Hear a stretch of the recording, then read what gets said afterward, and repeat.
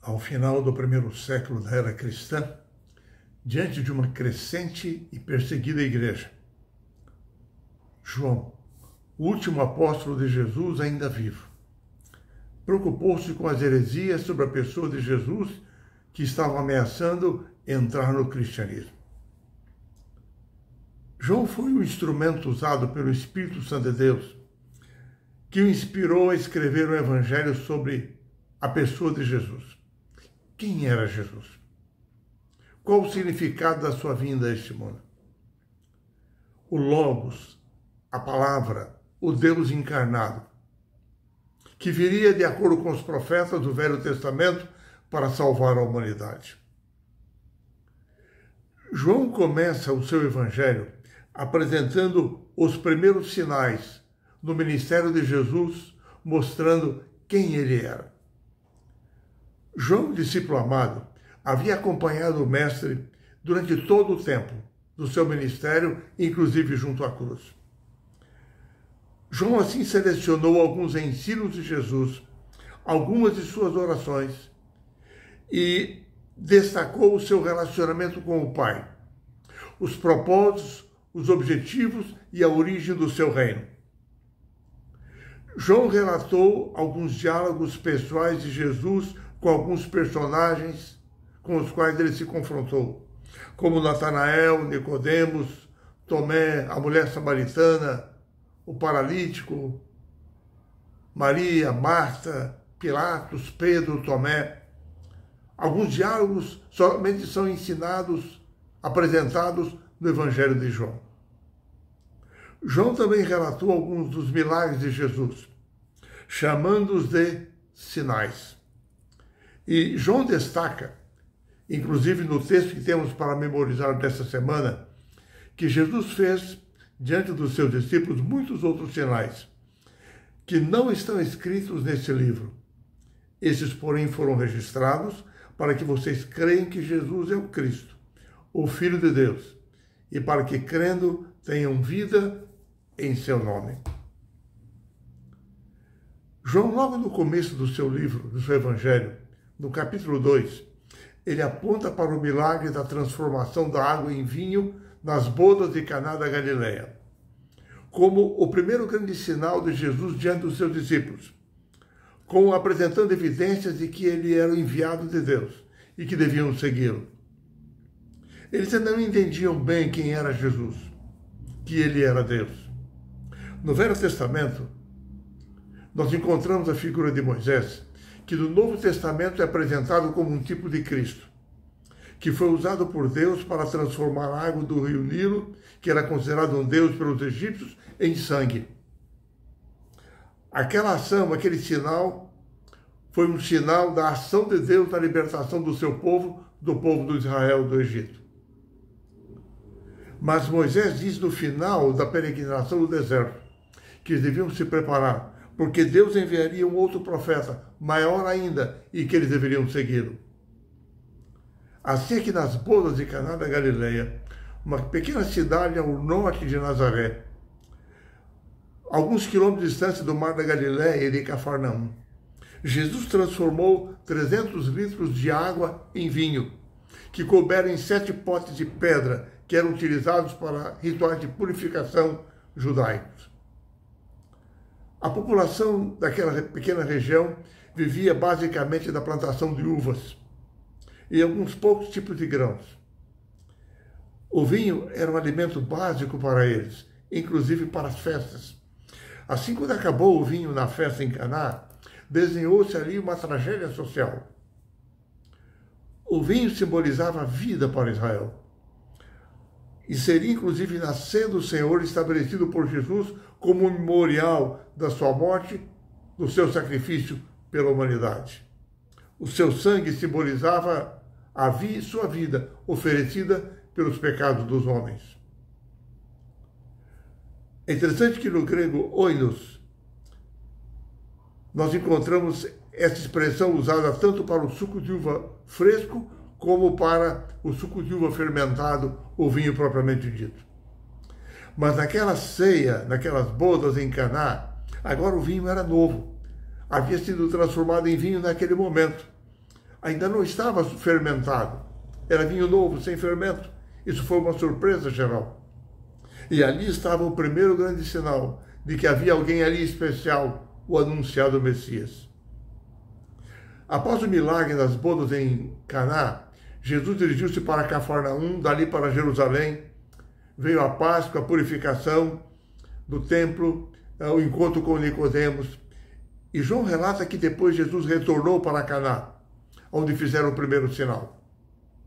Ali ele recebeu uma visita repentina de alguém que morava em Cafarnaum, era um oficial do rei, que vira os milagres que Jesus operara lá em Cafarnaum. Ouvira daquilo que acontecera em Jerusalém. E ele implorou a Jesus que descesse com ele para Cafarnaum, porque o seu filho estava doente à morte. Jesus percebeu que as pessoas, naquele tempo, só creriam nele se vissem sinais, curas e milagres. Só que os milagres por si só, os sinais, não provavam que ele era o Messias. Os milagres apenas provavam a existência de algo sobrenatural, porque o inimigo também realiza milagres e sinais. Daí o cuidado de Jesus que eles não se baseassem apenas em curas para crer nele. E ele chegou a dizer: se porventura não virdes sinais e prodígios, de modo nenhum crereis. Jesus percebeu que aquele homem havia condicionado a sua crença nele se ele curasse o seu filho. E assim, para provar a sua fé, ele lhe disse: vai, pode ir, teu filho vive. O homem percebeu que necessitaria de crer em Jesus para que seu filho fosse curado. Assim ele tomou uma decisão: voltar para casa, crendo que seu filho seria curado. Tentando o caminho era longo, e ele só chegou em casa no dia seguinte. Quando ele estava para chegar em casa, já no caminho vieram ao seu encontro, dizendo: seu filho está vivo, está curado. E ele perguntou: mas a que horas isso aconteceu? E informado do que acontecera, ele percebeu que no mesmo momento em que Jesus lhe ordenara que ele fosse para casa, no momento em que ele crera e partira, era o mesmo momento em que seu filho fora curado em Cafarnaum. O próximo sinal que João apresenta, mostrando que Jesus era divino, foi a cura de um doente junto ao tanque de Betesda. O homem estava enfermo e estava paralisado há 38 anos. Não podia andar. Nem mesmo podia aproximar-se do tanque para experimentar a crendice do povo daquele tempo, que pensava que aquela pessoa que em primeiro lugar entrasse na água, quando supostamente um anjo movesse a água, seria curado. Ali estavam muitas pessoas e Jesus, conhecendo a situação daquele homem, vendo, o escolheu em meio à multidão. E foi direto ao ponto: você quer ser curado? Ele estivera procurando cura no lugar errado, mas ali estava agora a pessoa certa para curá-lo. E Jesus, de modo direto e repentino, disse: levanta-te, toma o teu leito e anda. Aquele homem não sabia quem era Jesus, mas diante das palavras desafiadoras que ele ouviu, sem duvidar, ele determinou-se a atender à ordem de Cristo. Ele creu nas suas palavras, e assim uma energia de saúde tomou conta de todo o seu corpo. Colocando-se rapidamente em pé, ele pôs-se a caminhar, tomou o seu leito e saiu rapidamente daquele lugar. Ali estava uma prova, um sinal do poder extraordinário de Jesus, fonte de vida. João dedica os versos seguintes do capítulo 5 do seu Evangelho a relatar a controvérsia que se seguiu após a cura do enfermo junto ao tanque de Betesda. Uma controvérsia que revela a dureza do coração dos líderes judaicos. Ao serem informados que Jesus realizara o milagre, em vez de louvarem e agradecerem a Deus, eles se irritaram contra Jesus. Porque, segundo eles, Jesus havia violado algumas regras que eles haviam estabelecido quanto à guarda do sábado. Porque para eles, primeiro, as curas só eram permitidas em casos de emergências. E aquele paralítico estava paralítico há 38 anos, então não era uma situação de emergência. Podia ser resolvido outro dia. Segundo lugar, Por que mandaram o homem carregar o leito naquele dia? Se Jesus fosse realmente o Messias, ele conheceria as regras que eles haviam estabelecido e não permitiria aquela situação. Jesus, entretanto, estava disposto a conduzir aquelas pessoas a um significado mais profundo das verdades bíblicas. Eles haviam perdido o espírito dos princípios divinos, das suas leis, substituídas por regulamentos humanos.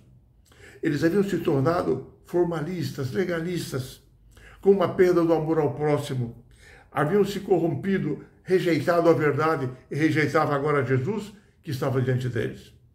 Assim que, vendo ali a oportunidade de mostrar a sua origem, a sua autoridade, Jesus disse-lhes que aquilo que eles consideravam um trabalho, as curas que ele realizava no sábado, tudo aquilo estava em harmonia com o relacionamento que ele tinha com o seu pai.